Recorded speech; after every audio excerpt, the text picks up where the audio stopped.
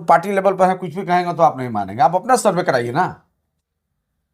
विभिन्न पार्टियां सर्वे करा रही है, बीजेपी भी सर्वे करा लिया है। बड़ी दहशत में है, खासतौर से भोपाल में विधानसभा के प्रत्याशी या और तमाम राजनेता, नेता, जनता और कार्यकर्ता। हम लोग ऐसे लोगों के साथ काम किए हैं, इसलिए हम लोग को डर भय नहीं है।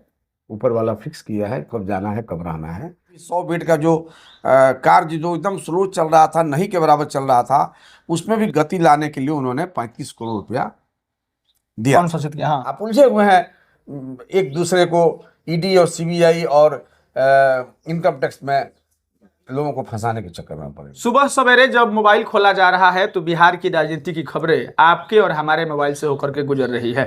आपको बता दें कि हमने भी इस दौरान तमाम विधानसभाओं के जो कैंडिडेट हैं, जो जीते हुए विधायक हैं, उन तमाम लोगों से बातचीत कर रहे हैं और 2025 में होने वाले विधानसभा को लेकर के चर्चा की जा रही है। आपको बता दें कि अभी हमारे साथ मोहन गुप्ता जी हैं। गोपालगंज में जब कांटे की टक्कर की बात होती है तो यह याद रखा जाता है कि मोहन गुप्ता जी महज 1600 वोटों से भले ही हार गए थे, लेकिन जनता के दिलों पर आज भी राज करते हैं। और आपको बता दें कि 3 ब्लॉक यानी उचका गांव, थावे और गोपालगंज, जहां पर मोटा मोटी 335 बूथ है और इसी विधानसभा के इर्द गिर्द यानी कि गोपालगंज, जो कि क्षेत्र संख्या आपको बता दें कि 101 होता है, इसी को लेकर के बातचीत होगा। मोहन जी हमारे साथ मौजूद हैं, बातचीत के सिलसिला को शुरू किया जाएगा। बहुत बहुत स्वागत है सर। बहुत बहुत आपका भी धन्यवाद है ओझा जी। और पहला सवाल यही रहेगा कि आप लोग प्रेस कॉन्फ्रेंस कर रहे हैं, राजद के लोग, और यह कह रहे हैं कि गोपालगंज को अब गोलीगंज नाम रख देना चाहिए। ऐसा भी क्या दिक्कत हो गया है जिला में? आप तो खुद इस खास तौर से आप इस जिले के पत्रकार भी हैं और आप जिले को अच्छी तरह भली भांति समझते भी हैं।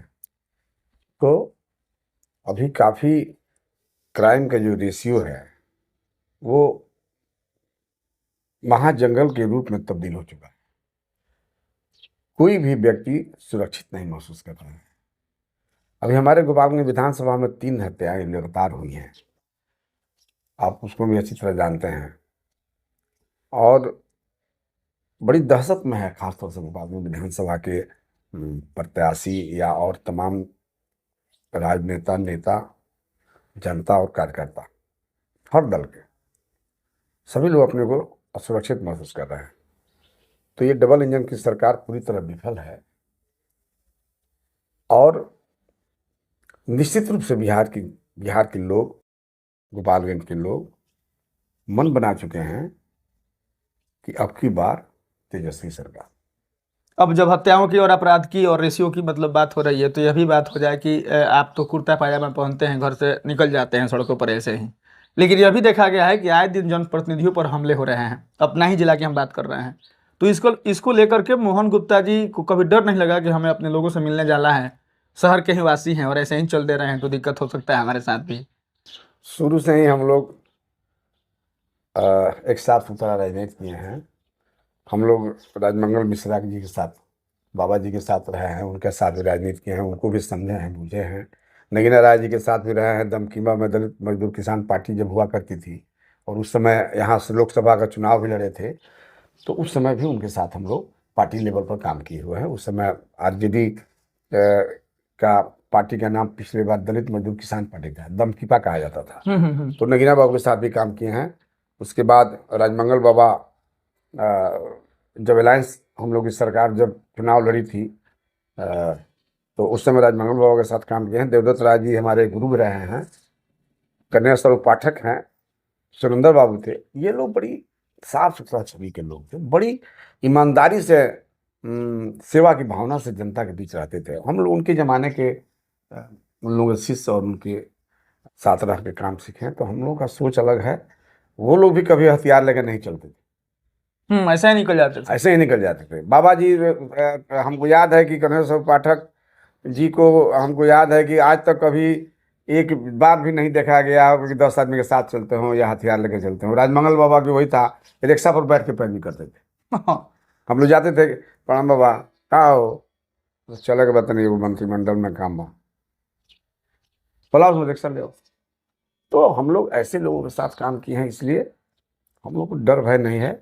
ऊपर वाला फिक्स किया है कब जाना है कब रहना है और न किसी को परेशान किए हैं और ना किसी को हम लोग जो हम लोग का काम है वो कभी साफ सुथरा काम रहा है हम लोग, इसलिए हम लोग को डर डर भय है ही नहीं है। आपके जिले में आपके मकान से महज 200 मीटर पर यहाँ पे सदर अस्पताल है। तेजस्वी यादव जब स्वास्थ्य मंत्री हुआ करते थे तो आकर के उद्घाटन किए, शिलान्यास किए। लेकिन अब कहा जा रहा है कि व्यवस्थाएं, बिल्डिंगें तो बन गई, लेकिन डॉक्टरों के अभाव में, नर्सों के अभाव में, स्टाफ के अभाव में मतलब कितने मरीज हैं जो मतलब प्राण त्याग दे रहे हैं, और कई लोगों को मतलब देखा भी नहीं जा रहा है। आखिर इसका दोषी आप किसको मानते हैं? बहुत अच्छा सवाल किया आपने। आप चूंकि गोपालगंज के रहने वाले हैं तो आप भी बड़े पत्रकारों में से हैं, लेकिन बड़ी अच्छा सवाल किया आपने। 17 महीने की सरकार में आप जानते हैं कि इस अस्पताल का काम, 100 बेड का अस्पताल का काम आज कई वर्षों से, लगभग 15 वर्षों से हम देख रहे थे कि काम धीरे धीरे चल रहा है। तेजस्वी जी जब सरकार में आए, उप मुख्यमंत्री हुए और स्वास्थ्य मंत्रालय उनको जब मिला था, तो हमको याद है कि कुर्सी पर बैठने के बाद पहला काम उन्होंने किया था, गोपालगंज को मेडिकल कॉलेज देने का काम किया था। 500 करोड़ रुपया का मंडित हुआ था। उसके बाद साथ साथ यहाँ भी 100 बेड का जो कार्य जो एकदम स्लो चल रहा था, नहीं के बराबर चल रहा था, उसमें भी गति लाने के लिए उन्होंने 35 करोड़ रुपया दिया। कौन शासित किया? हाँ। उसके बाद थावे मंदिर का जीर्णोद्धार करना, उसके आसपास टहलने के लिए जो चीज़ें नहीं थी, पोखरा वहाँ ढंग का नहीं था, सड़कें नहीं थी, जो वहाँ मार्केट है वो बिल्कुल एकदम, तो उसके लिए भी उन्होंने 55 करोड़ रुपया देने का काम किया। और आपको याद होगा कि 5 लाख नौकरी उनके रीजन में मिला। लोग कहते हैं कि नीतीश जी मुख्यमंत्री थे। अरे भाई, नीतीश जी मुख्यमंत्री तो आज भी हैं, पहले भी क्यों नहीं मिल रहा है? विगत 20 साल से राजनीति में है, काहे नहीं मिला? इसलिए नहीं मिला कि करने की क्षमता नहीं है। आप देना नहीं चाहते हैं, करना नहीं चाहते हैं, आप उलझे हुए हैं एक दूसरे को ईडी और सीबीआई और इनकम टैक्स में लोगों को फंसाने के चक्कर में पड़े हुए। ये डबल इंजन की सरकार हर मुद्दे पर विफल है। अभी विगत अभी तो मान लीजिए कि कुछ ही साल बच गए हैं, 6 महीना 8 महीने चुनाव को रह गए हैं, एक भी पोस्टिंग हुआ डॉक्टर का? आज मरीजों की संख्या देख लीजिए, हमारी आबादी आज 4 गुना हो गई। गोपालगंज की आबादी जहाँ 8 लाख हुआ करती थी, यहाँ 24 लाख की आबादी आज के डेट में है, 3 गुना आबादी है। और डॉक्टर वही है, 1 डॉक्टर, जबकि 3 डॉक्टर होना चाहिए। तो यही स्थिति है। और जब तक बिहार में बदलाव नहीं होगा, तब तक बिहार का विकास होने वाला नहीं। अच्छा, बदलाव के मूड में हैं आप लोग भी इस बार? पूरा बिहार बदलाव के मूड में है। आप चले जाइए अब गांव में, देहात में। हम लोग तो पार्टी लेवल पर हैं, कुछ भी कहेंगे तो आप नहीं मानेंगे। आप अपना सर्वे कराइए ना। विभिन्न पार्टियां सर्वे करा रही है, बीजेपी भी सर्वे करा लिया है। जनता मूड में है। 57% लोग चाह रहे हैं तेजस्वी बाबू को, तेजस्वी यादव को। 28% भाजपा और जदयू और ये लोग है। बहुत अंतर है, तुलना का अंतर में चल रहा है। हम लोग पटना की तरफ बढ़े, उससे पहले हम चाहते हैं कि मोहन गुप्ता जी, चूंकि यहाँ पर दावेदार हैं, संभावित दावेदार हैं, तो गोपालगंज की जो मुख्य समस्याओं में एक हम लोगों ने अस्पताल की बात कर ली, इसके अलावा और क्या समस्या दिखता है आपको? बहुत समस्याएं हैं, बहुत समस्याएं हैं। 20 साल में क्या हुआ है, जरा एक भी जगह बता दीजिए। आप कोई ऐसा काम बताइए कि 20 साल में पूर्व विधायक ने ये बहुत बड़ा काम किया। चाहे वो बाढ़ पर काम किया हो, रोड में काम किया हो, नाला में काम किया हो, स्कूल पर काम किया हो, स्कूल में, अस्पताल में काम हुआ हो। एक भी काम आप गिना दीजिए, एक भी काम।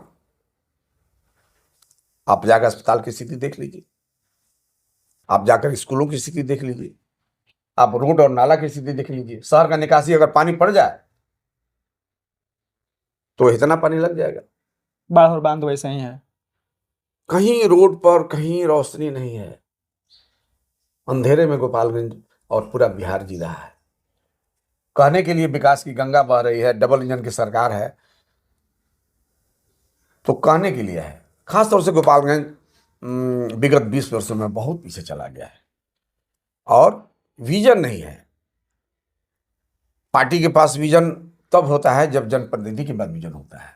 और हमारे इस जनप्रतिनिधि के बाद गोपालगंज में कोई ऐसा जनप्रतिनिधि, डबल इंजन की सरकार में कोई ऐसा नहीं दिखाई पड़ रहा है जिसके पास विजन हो और उस विजन को लेकर के काम करे।